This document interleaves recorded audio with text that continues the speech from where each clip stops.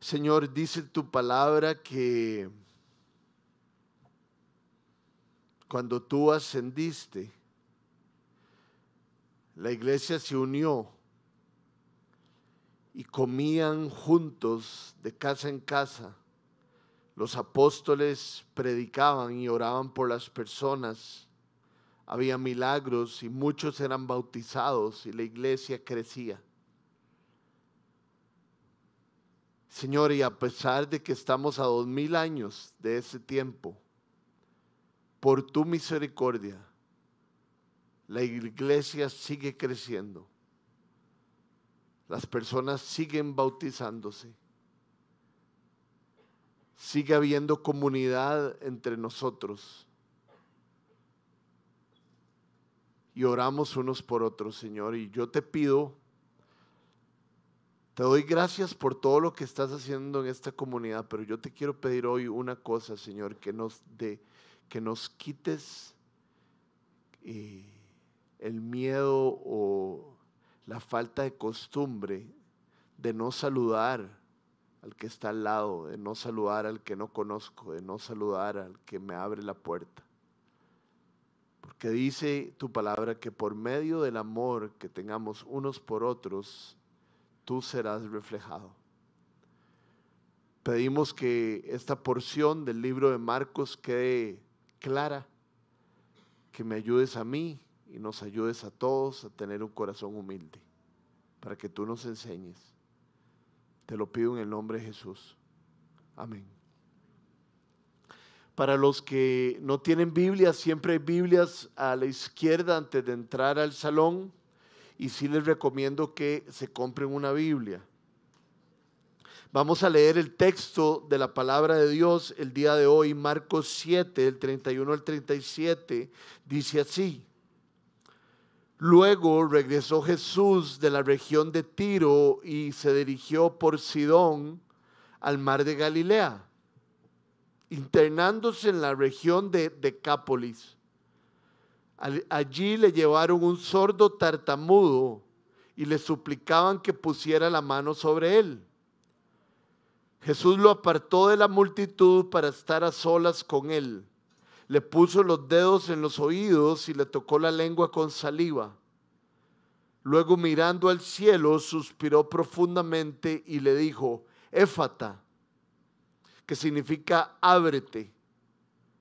Con esto se le abrieron los oídos al hombre, se le destrabó la lengua y comenzó a hablar normalmente. Jesús les mandó que no se lo dijeran a nadie, pero cuanto más se lo prohibía, tanto más lo seguían propagando. La gente estaba sumamente asombrada y decía: todo lo hace bien.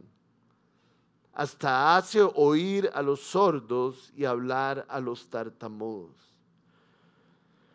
El verso de hoy el primer verso del pasaje que estamos estudiando hoy nos muestra en la región que sucede este milagro. En aquel tiempo, no sé si Sergio explicó esto completamente, habían 10 provincias grecorromanas, o sea, 10 provincias que gobernaba Roma, y además vivían los gentiles en su mayoría. Gentil no es una palabra complicada, es simplemente una persona que no es judía. El milagro de la mujer sirofenicia ocurrió en Tiro y Sidón. Y ahora se nos dice, Marcos nos dice, que de Tiro y Sidón se movieron los discípulos y Jesús al área de Decápolis. Tiro y Sidón y toda el área de Decápolis sigue siendo provincias grecorromanas, siguen siendo lugares donde no se practica ningún ritual del judaísmo. Entonces hay mucho conflicto entre los judíos y esta parte de Israel. Eso lo tenemos que tener muy claro para entender el mensaje del día de hoy. De hecho, tengo un mapa aquí que les quiero mostrar, que espero que les sirva de algo. A mí me sirvió de algo para entender de lo que estamos hablando. La vez pasada hubo un milagro con la mujer sirofenicia, aquí donde está como ese globito en Tiro y Sidón. Si tuviéramos el mapa completo, los discípulos y Jesús suben un poco más allá en Tiro y Sidón y bajan por donde es Siria y Turea y llegan a Decápolis. El milagro que vamos a estudiar hoy es en ese lugar, en el lugar de Decápolis. Entonces hay que entender que las culturas eran muy diferentes y los ritos y la manera de vivir para sus dioses era muy diferente. De hecho, quiero recordarles que en Decápolis fue cuando Jesús sanó al gadareno. El gadareno era aquel loco, aquel hombre endemoniado con muchos demonios que hacía disturbios por todo el área de Decápolis. Estaba completamente loco, le habían puesto cadenas, las rompían y Jesús lo sanó. Y Jesús lo mandó a contar lo que habían hecho con él. Vean lo que dice Mateo 8, 28 al 34. Cuando Jesús llegó al otro lado, pasó el mar y llegó a la región de los Gadarenos, a Decápolis. 2 endemoniados le salieron al encuentro. Esto es lo que está contando Mateo. En otros evangelios dice que es 1. Le salieron al encuentro entre los sepulcros. Ahí andaban y ahí vivían. Eran tan violentos que nadie se atrevía a pasar por aquel camino. De pronto le gritaron: ¿por qué te entrometes, Hijo de Dios? ¿Has venido aquí a atormentarnos antes del tiempo señalado? A cierta distancia de ellos estaba paciendo una gran manada de cerdos. Los demonios le rogaron a Jesús: si nos expulsas, mándanos a la manada de cerdos. Vayan, les dijo. Así que salieron de los hombres y entraron en los cerdos, y toda la manada se precipitó al lago por el despeñadero y murió en el agua. Vean qué situación sucedió. Los que cuidaban los cerdos salieron corriendo al pueblo y dieron aviso de todo. Entonces no solo fue el gadareno, sino que los que estaban presentes. Y por supuesto aquellos que se les habían muerto los cerdos. Incluso de lo que les había sucedido a los endemoniados.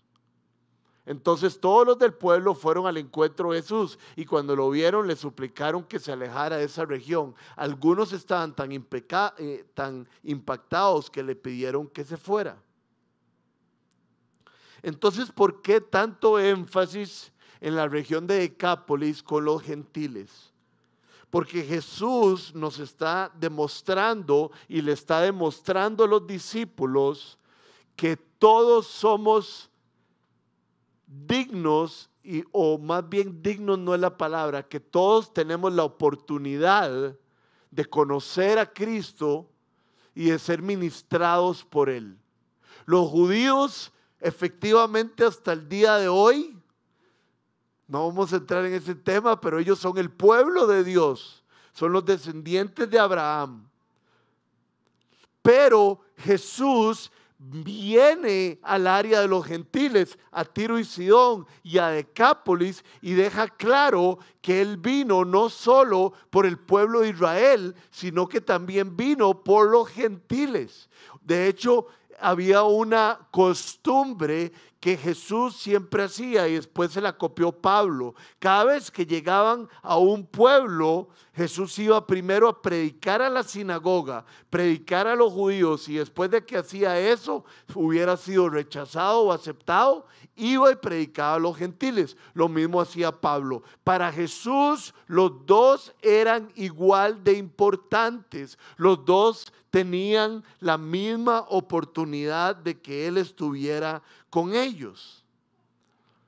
Él no hacía distinción de personas. Dice el libro de Samuel que Dios se fija en el corazón. Entonces, por supuesto que yo veo esto, me veo en el espejo. Espero que ustedes se estén viendo en el espejo de la Biblia y que cada uno de nosotros nos preguntemos, ¿hago yo acepción de personas? ¿Trato mejor a mis amigos que a esa persona que me toca el vidrio y quiere de mi ayuda? Tal vez usted no tiene con qué ayudarle, pero puede darle dignidad abriendo su vidrio y saludándolo. De hecho, ahora oré, ¿verdad? Que nos saludáramos entre nosotros. Manda que en la iglesia no podamos saludarnos entre nosotros. Y Jesús eso es lo que está dejando demasiado claro. Para mí todos son iguales, gentiles o judíos. Todos tienen parte de mi corazón. Y entonces yo me pregunto, ¿qué hacemos como hijo de Dios que nadie más haría? ¿Qué es lo que nos distingue cuando encontramos esta enseñanza de Jesús de que todos somos iguales? Y pensé en el perdón.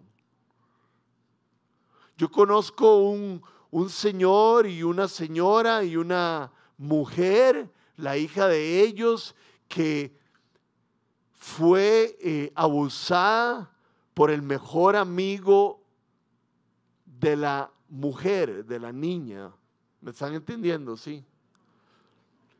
Conozco un hombre que abusó de la hija de sus mejores amigos.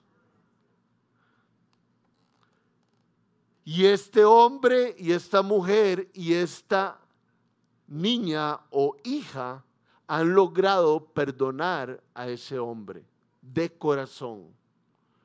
Esas son las cosas que nos diferencian como hijos de Dios.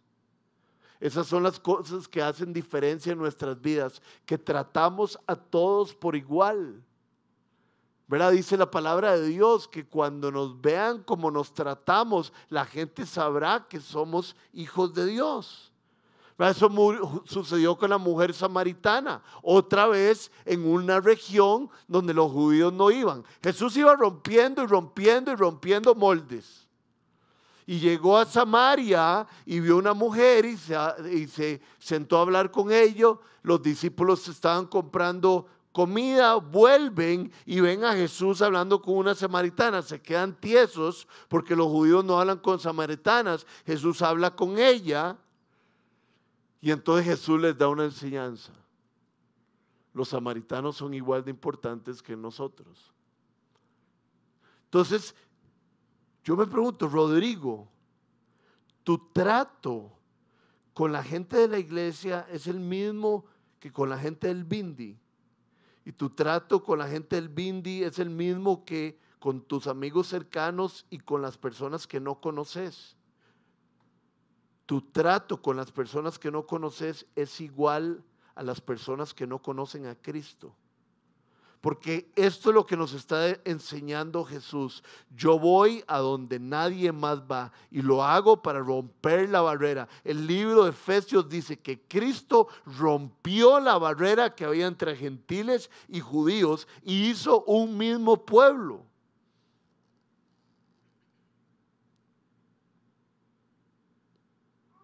Parece que Jesús, según los historiadores, estuvo 8 meses en tierra gentil. Sabemos que Jesús tuvo 3 años de ministerio. Ya les he contado esto en algún momento, pero sabemos, la manera en que sabemos que Jesús tuvo 3 años de ministerio es gracias al Evangelio de Juan. ¿Por qué? Por el Evangelio de Juan es el que describe las fiestas de los judíos donde Jesús estuvo presente, y entonces pasan 3 Pascuas y se sabe que Jesús tuvo un ministerio de 3 años. Ahora, 3 años, ¿cuántos son 12 meses? 12 por 3, 36. ¿Y cuánto es 36 menos 8? ¿Cuánto? 36 menos 8. Entonces Jesús invirtió 28 meses en todas las regiones y invirtió 8 meses en estas regiones. Vean la importancia de estas regiones para Jesús. Entonces, hay una pregunta para cada uno de nosotros. ¿Hay esa misma importancia en nuestras vidas por aquellos que no siguen a Dios? Porque los judíos seguían a Jehová. Había que explicarles el evangelio, pero entonces yo me digo, yo invierto gran parte de mi tiempo con personas que no conocen a Cristo y tengo estrategias para llevarlas al Señor. Dice mi esposa que el otro día estaba cuidando a ella en el partido de fútbol y que se encontró una muchacha o una señora y empezaron a hablar del caos que hay en Gaza y en Israel, y resulta que la señora era judía. Y la señora, por supuesto, estaba muy compungida. Luciana está muy compungida de esa situación. No sé, ella le da algo con las guerras. Y dice que hablaron muchísimo de esto y después Luciana le dijo, usted cree en Jehová, yo creo en Cristo, pero yo quiero orar por usted. Y Luciana pudo orar por ella y entonces yo le dije, Luciana, tenemos que invitar a esa gente a la casa y explicarles que hay un Mesías. Quién sabe cuándo lo vamos a hacer, pero lo tenemos que hacer. Jesús decidió, yo no sé quién de ustedes es tan gato como para sacarlo en la mente, pero Jesús decidió sacar 8 meses de sus 36 que tuvo ministerio con los que no conocían al Señor. Y esto lo vemos en el Concilio de Jerusalén. El Concilio de Jerusalén es el concilio primero que se desarrolló en la iglesia cristiana.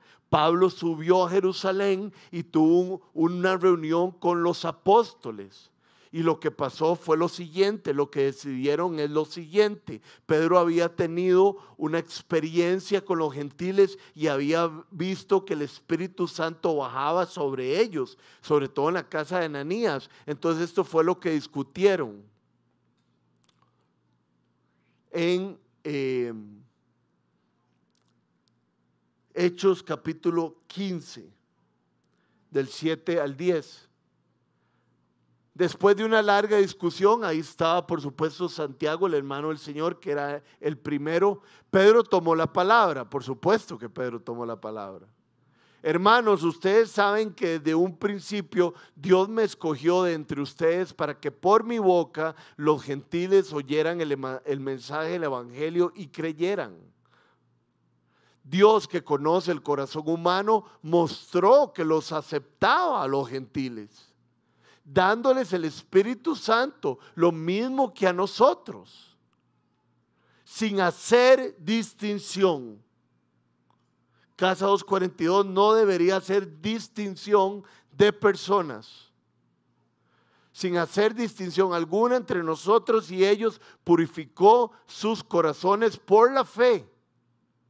Entonces, ¿por qué tratan ahora de provocar a Dios poniendo sobre el cuello de esos discípulos un yugo que ni nosotros ni nuestros antepasados hemos podido soportar? Porque estaban diciendo que los gentiles se tenían que circuncidar y otras cosas. Entonces, queda claro en el primer concilio que todo mundo es igual, que todo mundo puede recibir el Espíritu Santo y no debería haber ninguna diferencia.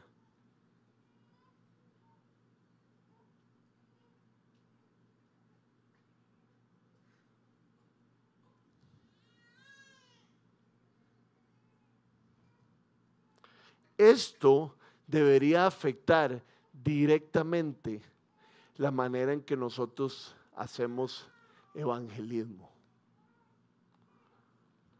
¿Por qué debería afectar directamente la manera en que hacemos evangelismo?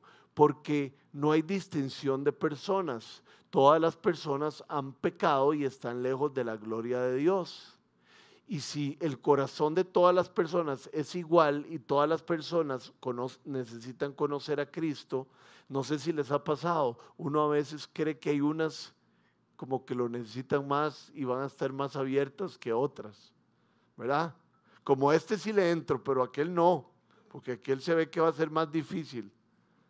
Pero que no haya distinción de personas nos lleva a hacer nuestro evangelismo diferente. De hecho, cuando nosotros vamos a las calles, yo no voy tan a menudo a las calles, yo voy como una vez al mes o algo así para enseñar. Nos colocamos en un pretil que está a la par, están totalmente invitados todos los miércoles de 6:30 a 8 y les damos comida a los habitantes de la calle y ahí se encuentra uno que todos los seres humanos necesitamos de Dios. A veces nos encontramos ingenieros civiles que un día se pegaron una fiesta y terminaron esa noche fumando crack y quedaron en la calle. A veces nos topamos con nicaragüenses que vinieron a buscar trabajo a San José, no lo encontraron y cayeron en las drogas. Todos vienen de la misma cepa como nosotros. Todos hemos pecado y por lo tanto todos necesitamos del Señor. Entonces llegamos al verso 32 y dice: allí le llevaron un sordo tartamudo y le suplicaban que pusiera la mano sobre él. Este hombre, dice Ken Hughes, un comentarista bastante respetable, que tal vez no nació sordo y tartamudo, que posiblemente había pasado por una trauma muy fuerte que lo había dejado así. Lastimosamente, de hecho eso pasaba cuando yo era chiquitillo, ahora todavía hay mayor conciencia. Lastimosamente todo el mundo se burlaba del tartamudo y del sordo, ¿verdad? Porque ser tartamudo llama la atención. Todo el mundo se burlaba de él, pero para Jesús este hombre era valioso.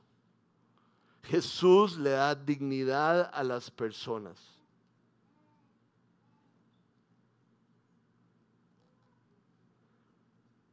Seguro en esta región de Decápolis tenían muy claro que Jesús había sanado a los hombres o al hombre lleno de demonios. Entonces dicen, debemos de llevar a Jesús, debemos de llevar a nuestro amigo a los pies de Jesús para que Él lo sane. Yo quiero que ustedes entiendan algo, y lo he dicho muchas veces, pero es que tenemos que imaginarlo bien.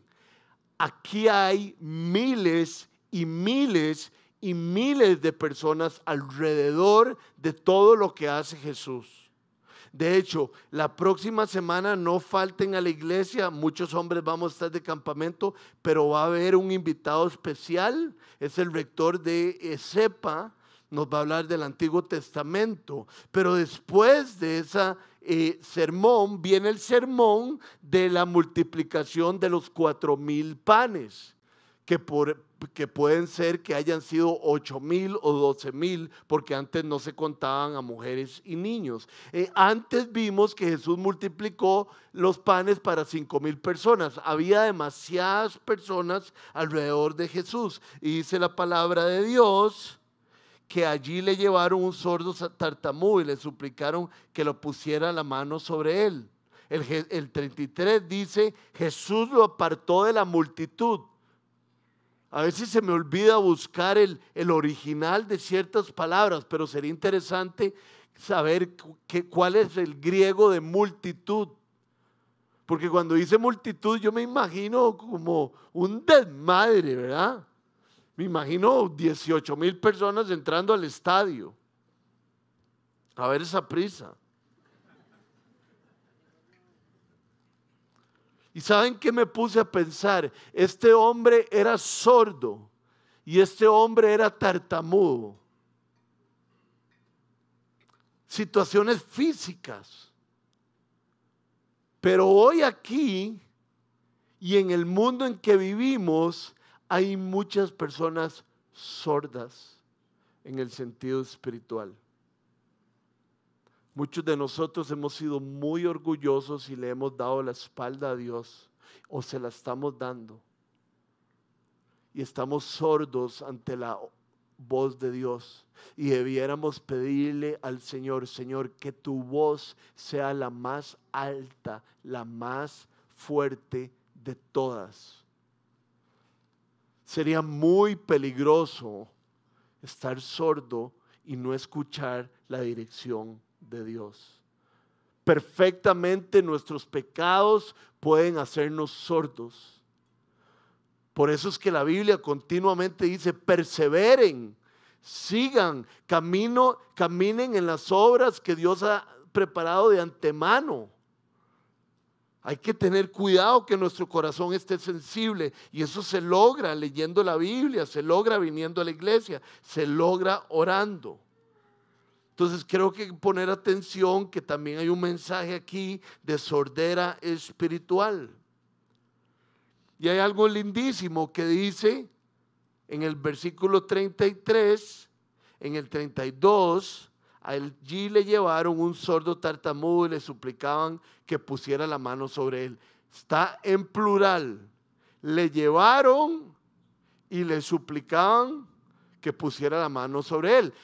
Si hubiera sido en singular, sería, allí le llevó un sordo tartamudo y le suplicó que pusiera la mano sobre él. Y entonces esto me hace imaginarme a mí aquella historia que vimos al principio de Marcos, donde unos hombres llevan a su mejor amigo en camilla y lo meten por el techo de una casa.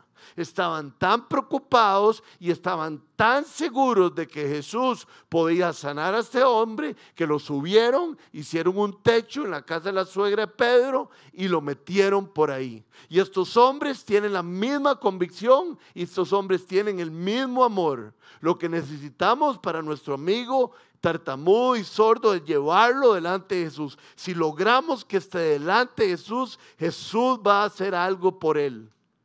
Y yo me pregunto si cada uno de nosotros tiene esa convicción. Si tan solo pudiéramos llevarlo cerca de Jesús, Jesús va a hacer algo por él. Miéntanle a las personas, díganle que los van a invitar a almorzar y los trae antes aquí.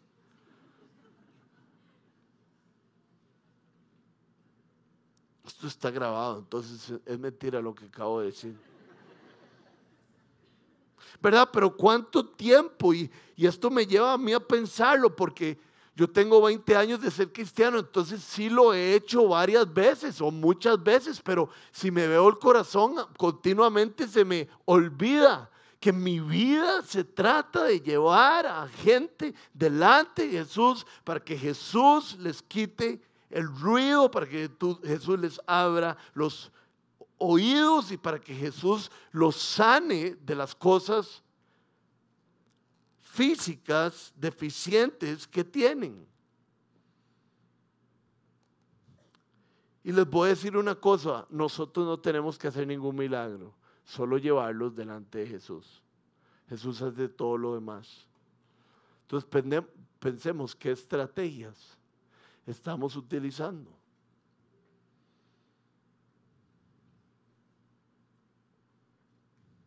Vean lo que dice Marcos 2:5.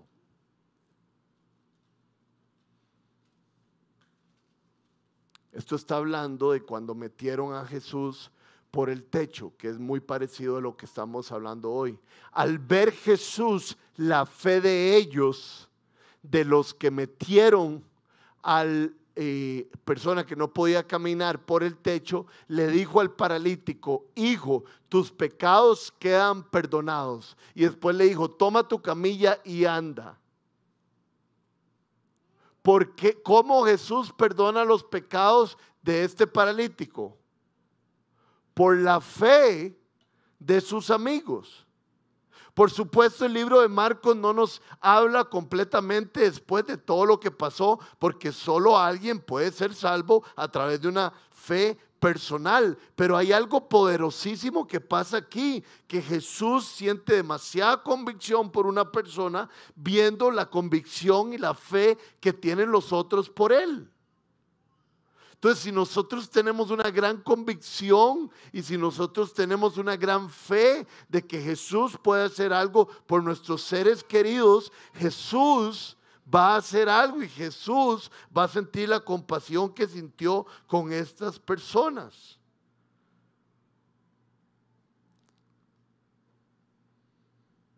He escuchado tantas veces cuando alguien da un testimonio en un campamento, cuando alguien da un testimonio aquí arriba en un bautismo o algo así, dice, y algún amigo dice, llevaba 30 años orando por vos. ¿Alguna vez han escuchado una historia de esas? Llevaba 15 años orando por mi hijo.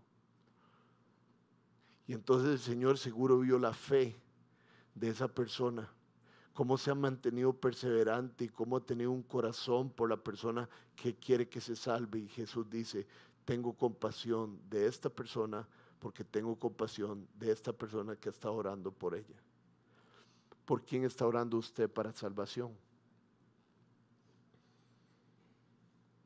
No se den por vencidos de llevar a otros a los pies del Señor.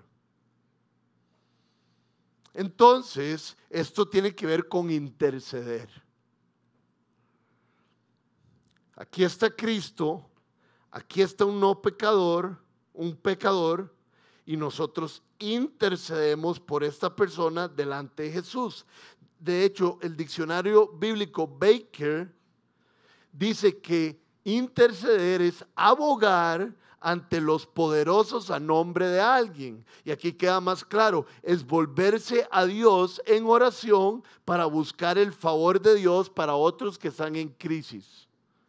Entonces nosotros tenemos el privilegio de interceder por otros para que estén con Dios en medio de una situación de crisis. No sé si escucharon los testimonios. A mí me pasó exactamente lo mismo. Cuando uno choca contra pared, tiene que volver a ver hacia el cielo. Y entonces nosotros deberíamos interceder por esa persona para que choque contra pared. No ha habido, eso sí hay que tenerlo claro, una intercesión más poderosa que la que Cristo hizo por cada uno de sus hijos. Dios en su gloria, en su santidad, gobierna el mundo y todos nosotros somos pecadores. Estamos lejos de la presencia de Dios y estamos destinados a la muerte espiritual. Pero Cristo se interpuso por nosotros y le dijo al Padre, yo estoy dispuesto a recibir el castigo de esas personas. Quiero interceder por ellas. Padre, ellos vienen conmigo. Escribe sus nombres en el libro de la vida, porque yo intercedo por ellos. De hecho, usted tiene que estar más tranquilo y salir de aquí más tranquilo. Y yo también más tranquilo. Por lo que dice Hebreos 7:25. Por eso también Cristo puede salvar por completo a los que por medio de Él se acercan a Dios, ya que Cristo vive siempre para interceder por ellos, por nosotros. Abogado tenemos con el Padre. Yo tengo un abogado. No es que yo tenga muchos negocios ni nada, sino que es mi amigo del alma que me salva de ciertas cosas. ¿Dónde está Calvito? Que ahora lo vi. Ahí está Calvito. Pueden ir donde él, es muy buen abogado. De hecho, Lucy es la que más habla con Calvito por temas de él y del el pasaporte y cosas que no necesito explicar. No sé por qué me metí en esto.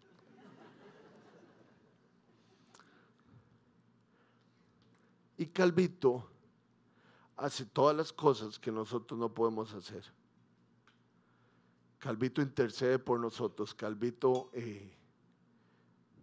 se mueve. Calvito habla con las personas, presenta documentos, habla con Luciana y trae tranquilidad o trae la verdad. Todas estas son las cosas que hace un abogado. Estas son las cosas que hace Cristo por nosotros delante del Padre.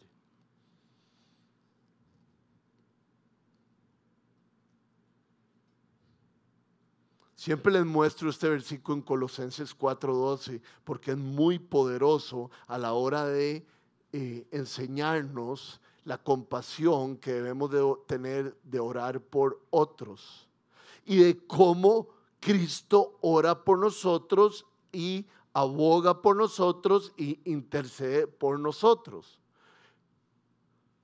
Les manda saludos Epafras. De hecho, ayer, no sé con quién estaba, que estaba embarazada.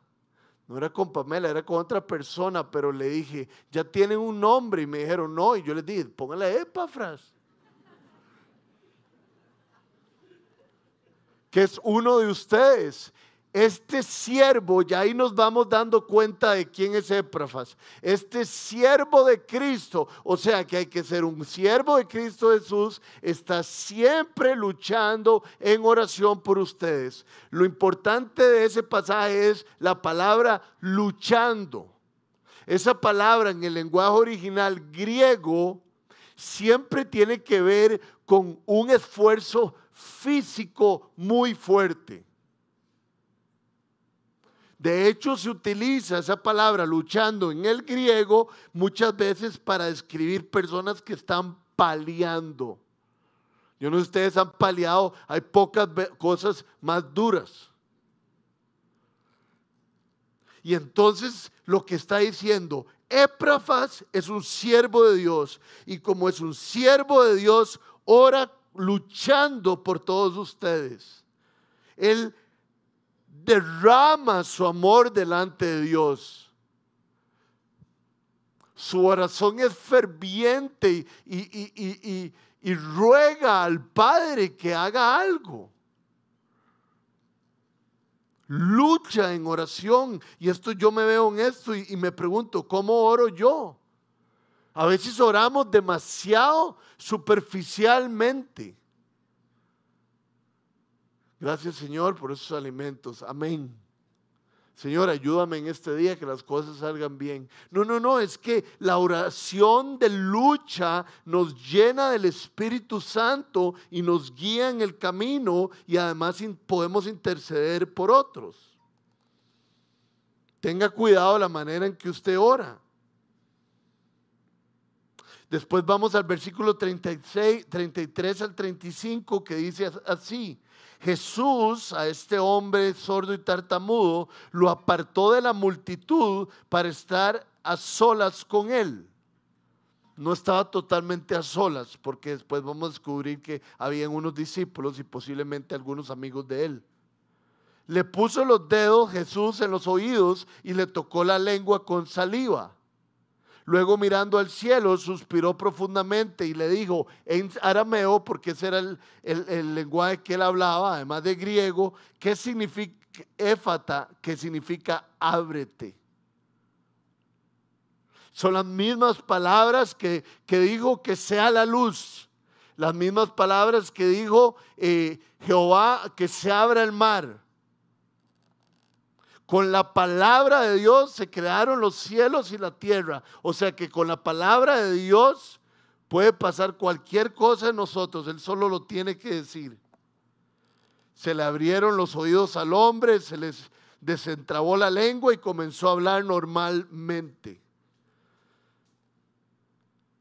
Qué interesante que Cristo utiliza este modo, ¿verdad? Le pone saliva en la lengua. De hecho, el otro día me dio risa porque unos amigos de él y que vienen aquí a la iglesia, tal vez ustedes los hayan visto, son 3 hermanos negros de Guinea-Bissau y él es como hermana de ellos y el viernes nos tocaba cuidarlos en la tarde. Pero yo andaba corriendo primero, el viernes es mi día libre, entonces yo me voy a correr a la montaña y vuelvo a la montaña empapado. De eso que uno camina y suena. Y llego ahí y salen los tres, ¿verdad?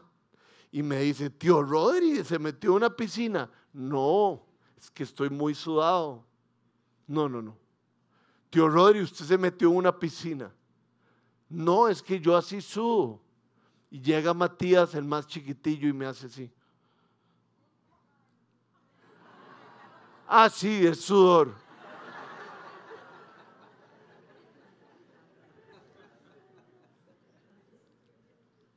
Pero hay varias razones por las cuales tal vez Cristo hizo eso. Primero que todo, no hay recetas. Quítense la idea que hay que hacer 1, 2, 3, 4 para que yo actúe en sus vidas. Es que yo no puedo faltar a la iglesia porque necesito que Dios interceda de esta manera en mi vida. Quítense esas recetas de que si hacen 1, 2, 3, 4, o a mí también, ¿verdad? O si oramos de tal manera, o no oramos. Fue pucha, no oré en la mañana, entonces estoy como vulnerable a que me pase cualquier cosa. Aquí Cristo quita eso, que no hay recetas para que Él haga algo con nosotros.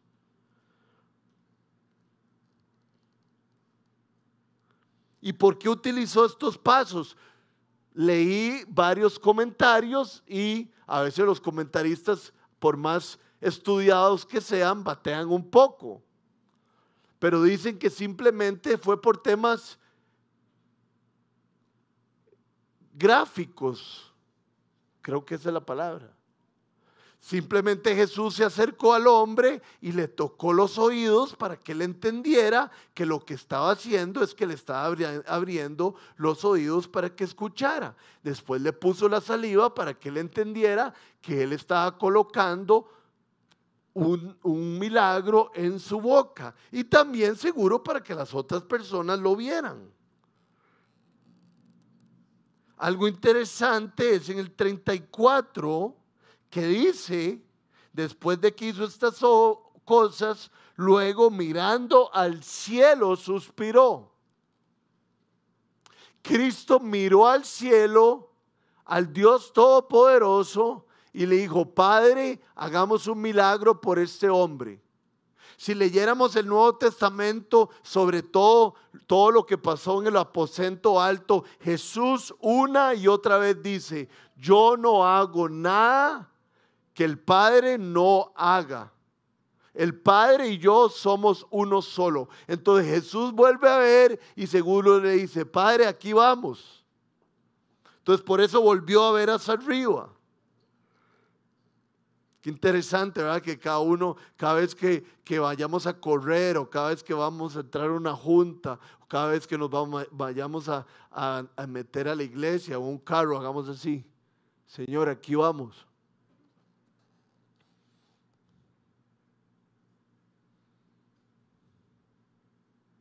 Un gran autor dijo que el mayor pecado de la sociedad en estos días no es la inmoralidad sexual, que el mayor pecado en estos días no es el materialismo, las ganas de tener poder. Dijo que el mayor pecado de la sociedad actual es su falta de oración. ¿Ora usted?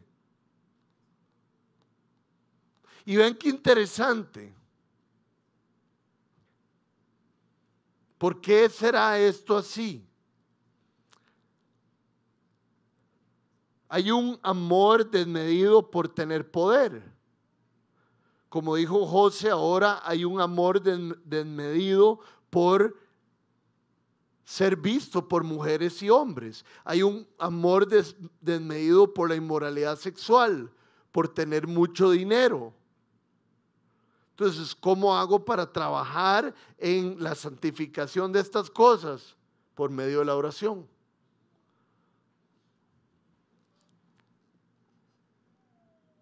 Oremos por nuestra familia, oremos por nuestros allegados, oremos por nuestros misioneros, oremos por nuestros líderes.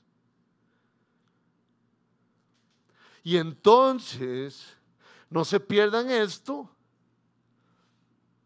Dice el versículo 35, con esto, o sea, éfata, que significa ábrete, se le abrieron los oídos al hombre, se le destrabó la lengua y comenzó a hablar Jesús me estoy saltando de algo.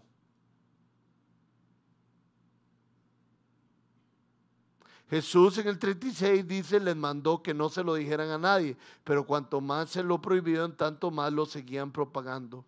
La gente estaba sumamente asombrada y decía, todo lo hace bien, hasta hace oír a los sordos y hablar a los mudos. Versículo 34. Luego de tocarlo y verlo fijamente, Jesús suspiró. Creo que esto tiene mucha importancia. ¿Cómo suspira uno? ¿Cuándo suspira uno? Como cuando está sintiendo algo de una manera muy profunda. Aquí hay dos ramas de los eruditos. Algunos dicen que Jesús suspiró de una manera tan grande porque vio la necesidad de este hombre y se dio cuenta y pensó en la necesidad de los demás. Hay otros eruditos, de los cuales yo estoy más de acuerdo con ellos, es que Jesús suspiró por la emoción, por la alegría y por la situación tan fuerte que estaba sucediendo. Este hombre es tartamudo, este hombre no oye, yo lo voy a sanar. Qué bendición.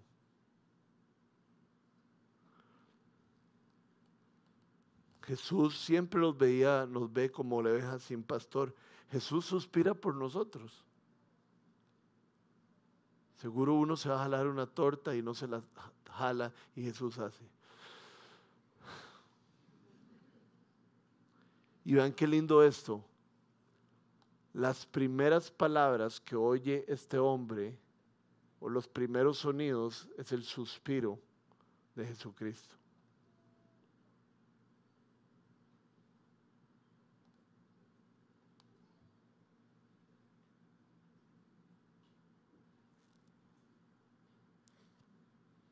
Un señor Westcott dice que lo que Jesús hizo fue mucho más que tocar a este hombre superficialmente, sino que lo agarró y se apoderó de él. Yo no sé cuánto metió Jesús sus oídos en el hombre. Ojalá ese hombre no haya tenido, se haya limpiado los oídos hace poco. Pero Jesús tocó a este hombre con mucha profundidad, ¿verdad? Y en lugares muy íntimos le metió los oídos, le metió los dedos en los oídos y después la saliva, ¿verdad? Es demasiado íntimo. Jesús no estuvo lejos de este hombre y quiso bendecirlo de lejos. Jesús estuvo presente. Ayer de aquel lado estaban un montón de mujeres, como 3 o 4 amigas que yo he visto en las calles estar hablando directamente con un hombre que está tomando alcohol etílico o que está totalmente drogado. Ahí en el pretil. ¿Qué significa eso? Encarnación. Lo mismo que hizo Cristo por nosotros, ellas lo están haciendo y nosotros estamos invitados a hacerlo. No superficialmente, sino ahí, presentes totalmente. Hay campamento, hoy no ando billetera, hay campamento de hombres, yo doy varios becas. Se necesitan misioneros y mantener nuevos misioneros y que salgan otros. Yo ayudo en eso. Hay un campamento de MIDE o un taller para que los padres sepan cómo leerle las Biblias a sus hijos y se necesitan personas que ayuden. Yo ayudo con eso. No, ayude, porfa, sí, pero esté ahí. Vaya a la iglesia de la Soledad algún miércoles. No pague el campamento, vaya usted al campamento y sea parte de eso. Eso es lo que nos enseña Jesús. Jesús en Juan 1:14 dice que Él vino y habitó con nosotros. Eugene Peterson dice en su versión, y Él vino a nuestro vecindario. Así de cercano fue. Entonces la pregunta es si somos esas personas que estamos ahí presentes, que sufrimos con ellos, que acompañamos a los demás. Porque así lo hacía Jesús. Y llega el versículo 37, que es maravilloso, y dice: la gente estaba sumamente asombrada. No dejemos palabras tan fuertes pasar. Sumamente es un palabrón. Y asombrada es también una palabra muy grande. Así estaban. ¿Y por qué? Porque todo lo hace bien. Jesús había estado 33 años y 3 años de ministerio bajo la lupa de tanto gentiles como judíos. Todo el mundo estaba viéndolo, cómo movía las piernas, cómo se sentaba, qué comía, para dónde iba, qué dormía, quiénes eran sus amigos. Y nunca encontraron pecado en él, porque todo lo hacía bien, como en la creación, ¿verdad? Cuando llegó el momento dice, todo está muy bien. Y a mí lo que me genera esto, es lo que más me llega casi de todo el pasaje, es que todo lo hace bien. Que ¿quién puede hacer todo bien? Solo Dios. ¿Verdad? El otro día estaba enseñando acerca de las bodas de Canaán y Jesús hace el agua en vino y el encargado del vino le dice, siempre dan el peor vino al final para que cuando la gente ya está medio tomada no se dé cuenta, pero este es el mejor vino. Y ahí dice el versículo 11, y así mostró Jesús su gloria y sus primeros discípulos creyeron en él. Hay una manera que tenemos que empezar a ver a Jesús. Y sé que muchos de nosotros lo vemos como nuestro Salvador, como nuestro hermano mayor, como nuestro príncipe de paz. Pero hay que empezar a pensar de Jesús como alguien glorioso, como alguien totalmente ajeno a nosotros por sus perfecciones, como alguien único y lejos de nosotros, porque todo lo hacía bien.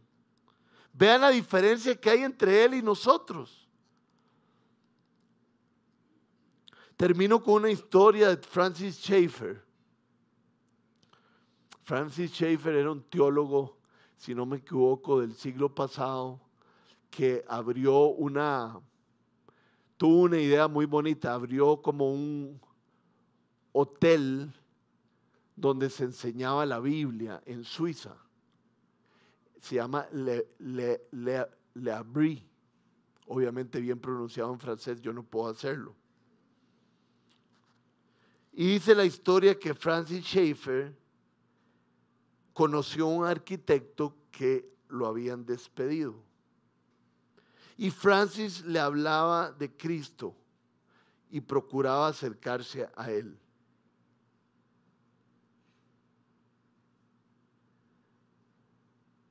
Y un día le preguntaron a este hombre, ¿y usted cree en Jesús? ¿Qué es lo que Francis está hablando con usted? Y el Señor contestó, yo no sé si yo creo todas las cosas que me está diciendo Francis, pero yo sí sé que Él me ama. Dicen que tiempo después el hombre se convirtió a Cristo. Las personas llegan a los pies de Jesús por el amor que nosotros tenemos a ellos, por nosotros llevarlos a los pies de Jesús y que Él haga solo lo que Él puede hacer.